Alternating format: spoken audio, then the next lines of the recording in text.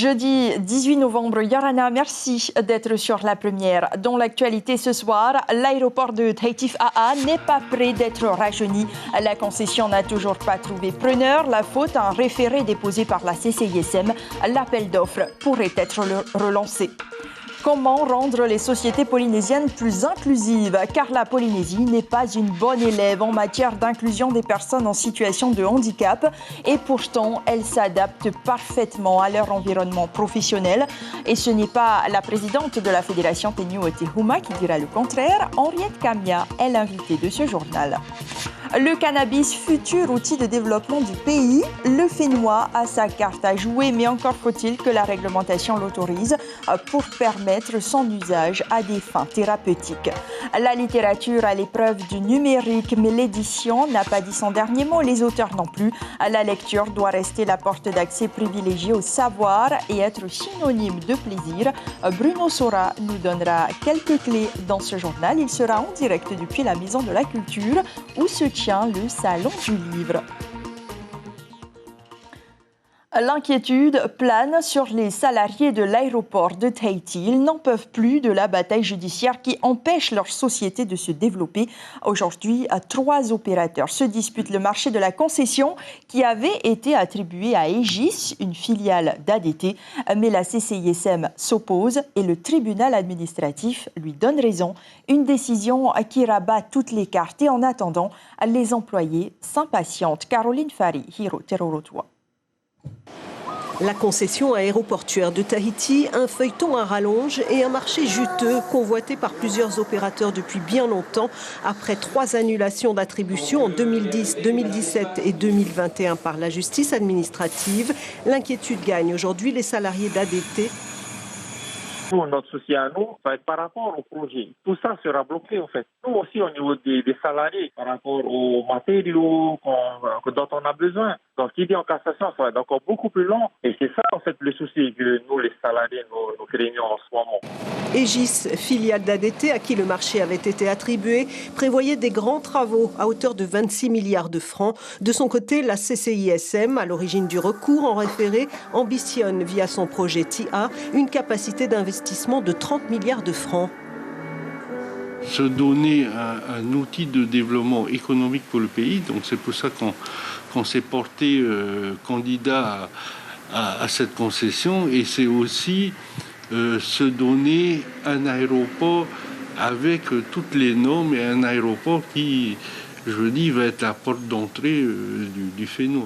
Le pays, détenteur de 49% du capital de la concession, partie prenante dans ce marché, ne se prononce pas pour un opérateur en particulier. Son leitmotiv, le développement économique. Je n'ai pas de position à prendre pour un ou l'un. Moi, tout ce qui m'intéresse encore une fois, c'est que l'investissement soit au rendez-vous, de manière à relancer notre économie, à remettre sur les rails l'emploi. 2 pourvois en cassation sont déposés devant le Conseil d'État, celui de l'État et celui d'Aegis, avec un enjeu non négligeable, une concession attribuée sur 40 ans pour une valeur totale estimée à 155 milliards de francs.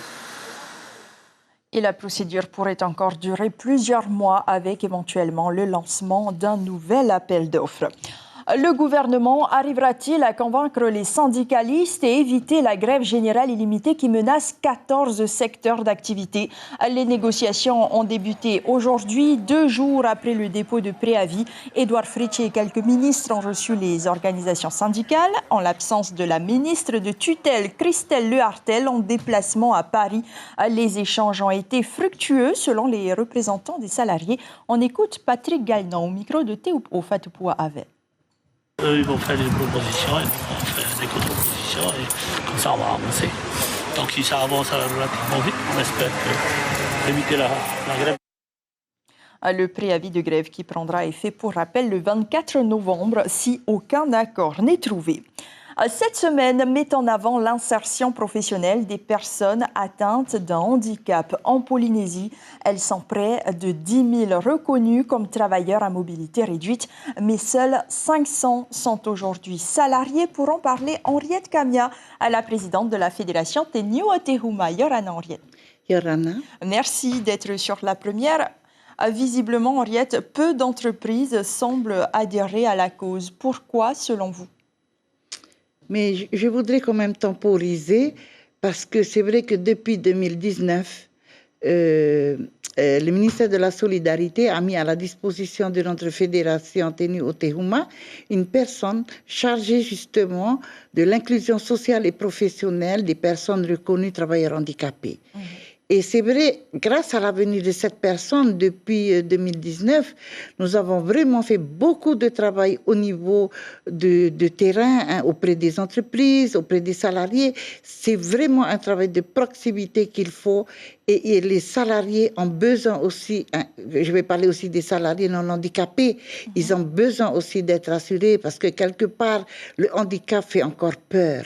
Donc nous, on n'est pas, enfin au niveau de notre fédération, nous sommes, comment dirais-je, on n'est pas négatif, on sait que les choses évoluent. Vous avez espoir. Tout à fait, regarde à l'inauguration là, de l'hôtel, là, je ne veux pas faire la pub, mais quand même, il y a eu 5 personnes handicapées à nous qu'on vient d'embaucher en CDI. Pas en CDD, en CDI. Et il y en a d'autres aussi, il y en a d'autres qui Henriette, que nous allons voir. Parce que pour favoriser l'inclusion des personnes en situation de handicap, il y a ce que l'on appelle les Duo Days qui leur permet de découvrir un environnement de travail. Chaque année, Polynésie la Première adhère naturellement à cette opération de sensibilisation. Alors ce soir, Henriette, je vais vous demander de vous mettre dans la peau d'une présentatrice, juste le temps de présenter ce reportage de personnes que vous connaissez très bien. D'accord. Eh bien, je vais essayer de mettre dans la peau d'un journaliste. Eh bien, chers téléspectateurs, chères téléspectatrices, bonsoir. J'ai l'honneur ce soir de vous présenter 2 super salariés, Arama, agent d'accueil à l'ICEP, ainsi que Noël Omitaï, standardiste à la commune de Fa'a. N'aurait pu rêver mieux. Il a un bureau, un ordinateur, des horaires de travail fixes. Ici, à l'Institut supérieur de l'enseignement privé de Polynésie française, Arama travaille au secrétariat. Alors ici, je m'occupe du secrétariat, c'est-à-dire tout ce qui est accueil physique, c'est-à-dire tel que les étudiants, les parents d'élèves, les intervenants, les personnes extérieures. Par exemple, je suis chargé d'informer tout ce qui est par rapport au fonctionnement de l'ICEP. Et pourtant, il n'est pas tout à fait comme les autres. Arama se déplace en fauteuil roulant, un détail qui ne l'a pas empêché de s'adapter parfaitement à l'équipe en place. Il nous permet surtout d'être conforme à nos valeurs, c'est-à-dire que ce choix de société qu'on défend par nos cours, par la manière dont on envisage l'avenir de nos étudiants, etc., la différence doit être mise au centre. Et donc le handicap est une de ces différences, mais le mot est maladroit, on ne devrait plus parler de différence. On est tous différents et clairement, c'est en cela qu'il rend un grand service, parce que je pense qu'il habitue les personnes, nos étudiants, nos enseignants, à aussi envisager l'autre un petit peu autrement. Noël est standardiste, c'est-à-dire qu'il reçoit les appels et traite les demandes des administrés. Normalement, je suis en binôme. D'accord, je transfère ton appel. Un instant. Alors, on m'a demandé le service animation.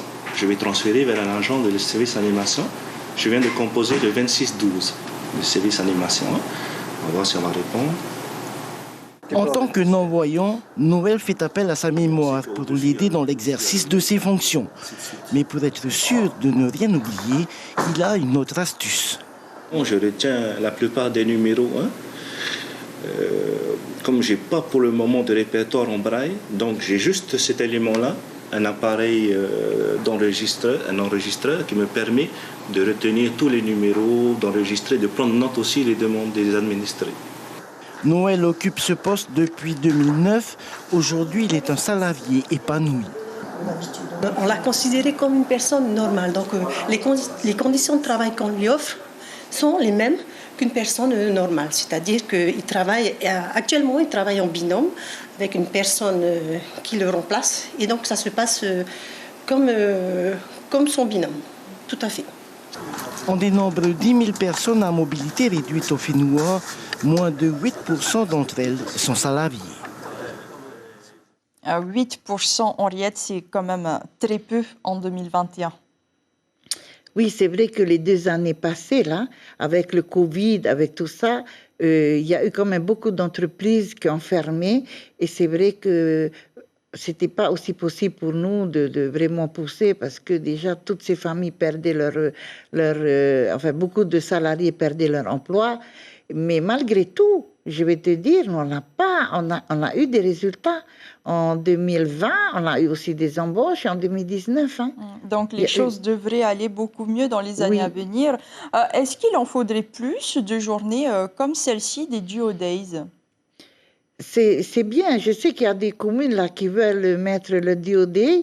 Il n'y a pas de souci. Mais il y a aussi des dispositifs. On travaille aussi avec le CEFI où il y a les stages d'insertion où vraiment on accompagne aussi des personnes handicapées en formation dans les entreprises pour faire monter leurs compétences. Et souvent, des fois, après ces stages d'insertion, les salariés, je veux dire, les patrons, souvent ça se termine aussi par des embauches. Et parfois, on continue, on va dans d'autres entreprises, mais je t'assure, je suis très, très positive à ce niveau-là. Pour terminer, Henriette, vous le disiez, des choses avancent malgré tout, à l'image de ce projet de loi qui définit les conditions d'accès prioritaire pour les personnes à mobilité réduite. C'est d'ailleurs vous qui aviez travaillé sur ce texte. Oui. Vous avez passé plus d'1 an. Qu'est-ce qui a été difficile dans ce travail ? En fin de compte, dans ce travail, c'est de repérer tous les textes existants parce que quand on fait quelque chose, il y a des textes un peu partout. Donc, en mettant en place ces conditions d'accès prioritaire, ça a quand même impacté d'autres textes, d'autres délibérations. Et puis nous, on voulait vraiment que ce texte, on ne puisse pas l'attaquer, quoi. Donc, on s'est renseigné, on a été fouillé un peu partout. Il y a eu à peu près plus d'une vingtaine de moutures. Et aujourd'hui, justement, on était à la commission de l'Assemblée. Le projet, la proposition de loi du pays a été adoptée par la commission à l'unanimité. Et cette proposition de loi va donc être en plénière à l'Assemblée le 2 décembre. Juste avant le 3 décembre, qui est la journée internationale du handicap, parce que c'était vraiment notre vœu. Tout un symbole, donc. Merci beaucoup, Henriette Camia. Je peux dire juste un petit joyeux anniversaire à ma nièce qui me regarde. Myrna, joyeux anniversaire, je t'embrasse, je t'aime. Merci beaucoup, Henriette, d'avoir été notre invitée ce soir. Nous parlions donc des Duo Days et notamment de l'inclusion des personnes à mobilité réduite. La Cour d'appel de Papeete confirme la peine de l'ancien maire de Papara, Put-Eit Ae. Il a donc été condamné à 18 mois de sursis, 2 millions de francs d'amende et 2 ans d'inéligibilité pour avoir détourné l'argent d'une association dont il était le président d'honneur à des fins personnelles. L'actuel élu Tapurahwir Atira pourrait alors perdre son siège à l'Assemblée, mais rien n'est sûr pour l'heure puisque Put-Eit Ae a encore la possibilité de se pourvoir en cassation. À Paris, Emmanuel Macron s'est adressé aux maires à l'occasion du 103e congrès.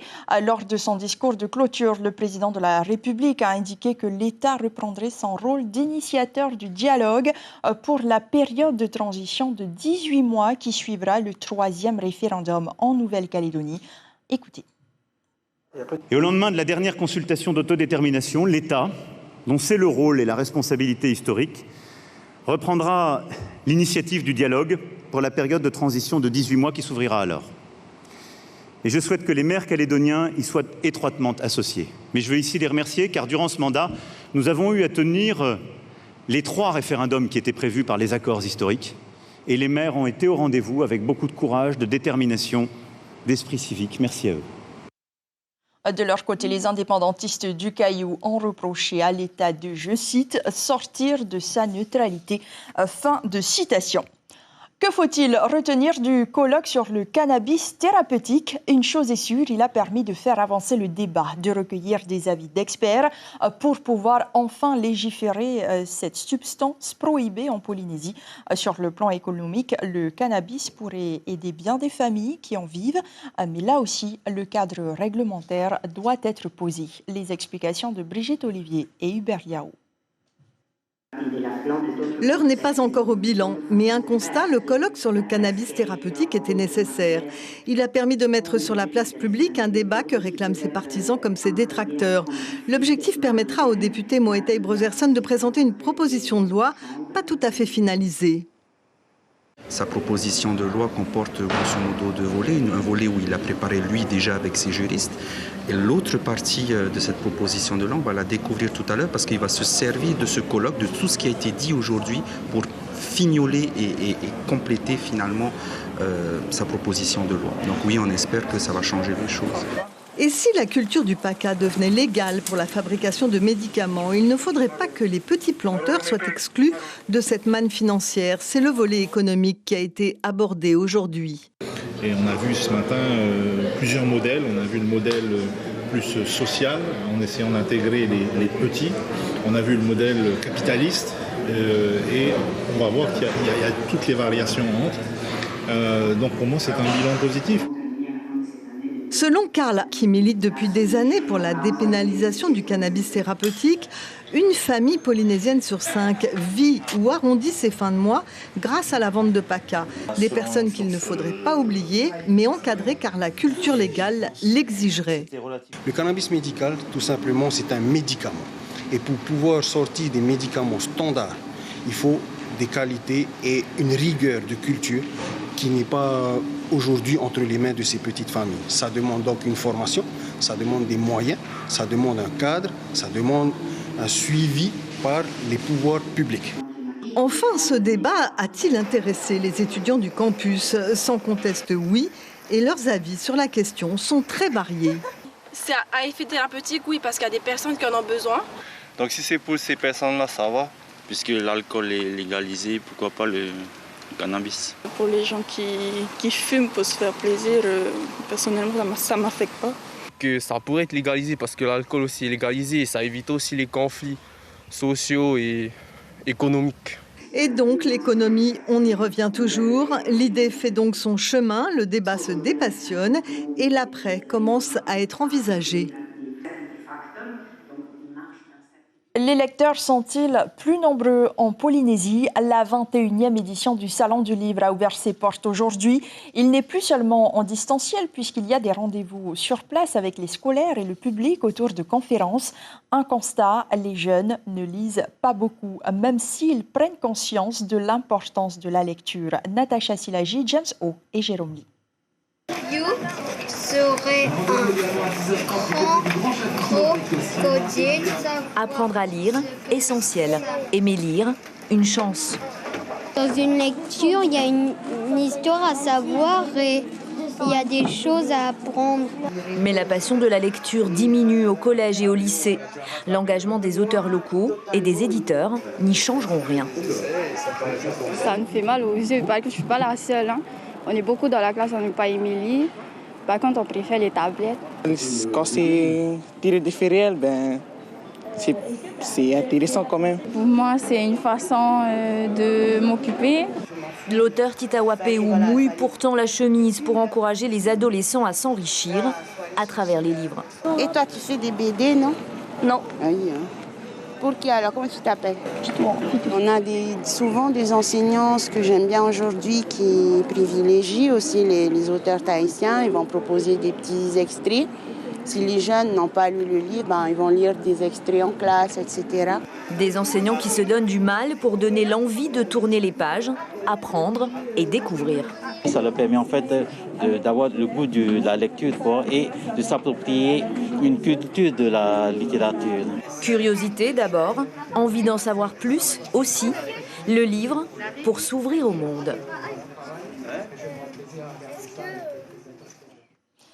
Et pour parler du 21e Salon du Livre, Bruno Sora, anthropologue et auteur qui participe. Yorana, merci d'être en direct avec nous. Alors dites-nous, vous en tant que professeur à l'université, est-ce que vous constatez aussi que la lecture s'efface de plus en plus? Yoranariata, Tahiti et les îles. La lecture est concurrencée évidemment par les images. C'est assez terrible et malgré tout, on sait que les librairies résistent quand même dans le monde entier. Malgré tout, il y a aussi une industrie du cinéma, même s'il y a d'autres manières de se distraire. Donc, il faut rester optimiste, mais c'est vrai que c'est pas quelque chose forcément de naturel ou d'unique. Avant, les gens avaient un seul livre dans leur maison à Tahiti, c'était la Bible pendant assez longtemps. Aujourd'hui, les gens ne passent pas la journée à lire des livres, donc c'est difficile. Et c'est pour ça qu'on peut saluer quand même le Salon du Livre. C'est une belle prouesse chaque année. Alors justement, au Salon du Livre, qu'est-ce qu'il y a pour encourager les Polynésiens à lire plus ? Il y a toutes sortes d'événements quand même, il n'y a pas que des présentations de livres, bien sûr qu'il y a des conférences. Là, en ce moment même, il y a une lecture de texte un peu théâtrale qui a lieu au moment où on se parle. Donc ça dure assez longtemps, ça dure quand même pendant 4 jours et du matin jusqu'à assez tard le soir. Donc je pense que c'est dynamique, et on peut rencontrer des auteurs. Donc, et bien sûr que les professeurs jouent aussi le jeu et amènent leurs élèves. Alors je le disais, vous êtes auteur aussi, vous venez de sortir un nouveau livre, un tome 2 plutôt, des Tahitiens, des Français, essai sur l'assimilation culturelle en situation coloniale consentie, dans lequel vous dites que les Tahitiens commencent malgré eux à ressembler à des Français. Est-ce que les Polynésiens ne sont pas français pour vous ? Disons que culturellement, moi je suis ethnologue, ça veut dire que je travaille sur les sociétés traditionnelles, les cultures, donc les Tahitiens ne sont pas français culturellement. Ensuite, cette île a été colonisée, de même que les autres îles, et elles font partie des rares dernières colonies françaises. Donc il faut le dire, c'est pas un drame, c'est une évidence historique. Après, donc bien sûr que les Tahitiens sont français de nationalité, mais pendant longtemps, de culture, ils ont quand même résisté, et aujourd'hui les choses, je trouve, évoluent quand même beaucoup, et il y a une grande francisation de la société. Il suffit de voir la langue parlée par les gens qui ont 60 ans, ceux qui en ont 40 et ceux qui en ont 20. Vous pourrez d'ailleurs débattre avec plusieurs visiteurs sur le site, un livre que vous pouvez aussi retrouver au Salon du Livre d'ailleurs. Il vous ouvre ses portes jusqu'à dimanche à la Maison de la Culture. Merci beaucoup Bruno Sora d'avoir été en direct avec nous ce soir. Merci. Les mentalités doivent évoluer pour que l'inclusion soit quotidienne et non plus une exception. C'est l'information principale du jour. À l'occasion des Duo Days, le bilan est un petit peu mitigé. En Polynésie, 10 000 personnes sont reconnues comme travailleurs handicapés, mais seuls 500 sont aujourd'hui salariés. Et cela malgré la loi en vigueur depuis 2018. Mais Henriette Kamia, la présidente de la Fédération Teniu Tehuma, reste optimiste. Les titres de vos quotidiens demain, la Dépêche s'intéresse à Noël, Punaouia relance les boîtes solidaires et Tahiti Info titre sur le règne de Laval au Gambier. Rencontre avec les familles formidables de Polynésie comme chaque jeudi soir sur La Première, puis 2 nouveaux épisodes de la série policière galloise Hayden. Ce fut un plaisir de vous accompagner cette semaine. Demain et tout au long du week-end, vous retrouverez Maruki Duri.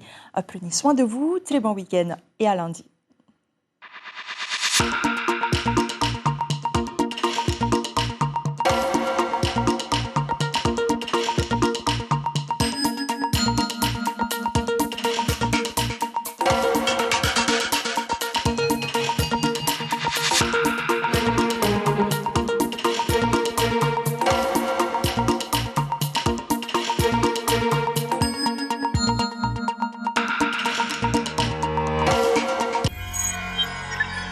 Retrouvez ce programme en replay sur notre site internet.